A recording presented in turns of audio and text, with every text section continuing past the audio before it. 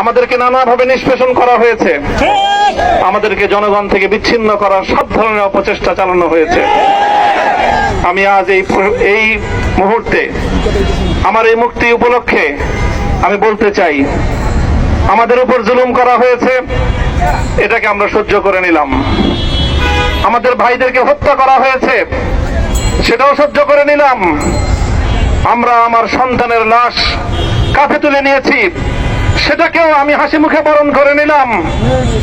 আমাদেরকে অপমান এবং লাঞ্ছনার সব ধরনের ষড়যন্ত্রের সম্মুখীন হতে হয়েছে, সেটাও আমরা হাসি মুখে বরণ করে নিয়েছি।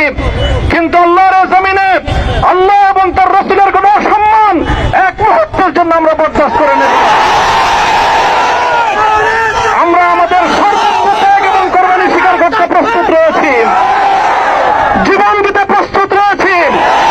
আল্লাহর জমিনে আল্লাহর দ্বীনের ঝান্ডা সমুন্নত করেই আমাদের যাত্রা থামবে ইনশাআল্লাহ। হয়তো শাহাদাত, নয়তো খেলাফত ইনশাআল্লাহ।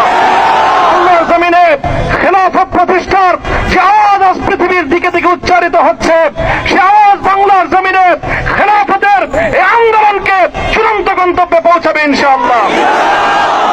আমি বাংলাদেশের আলেম সমাজ, হেফাজতে ইসলাম বাংলাদেশ সহ বাংলাদেশ খেলাফত মজলিস সহ সকল ভ্রাতৃপ্রতিম সংগঠন, সকল ধর্মপ্রাণ ইসলামপন্থী বিভিন্ন ছোটখাটো মতবিরোধ, মত পার্থক্যের ঊর্ধ্বে উঠে যারা এলাহে কালেমাতুল্লাহর এই এক বাণীতে বিশ্বাসী, আল্লাহর জমিনে আল্লাহর দ্বীন কায়েম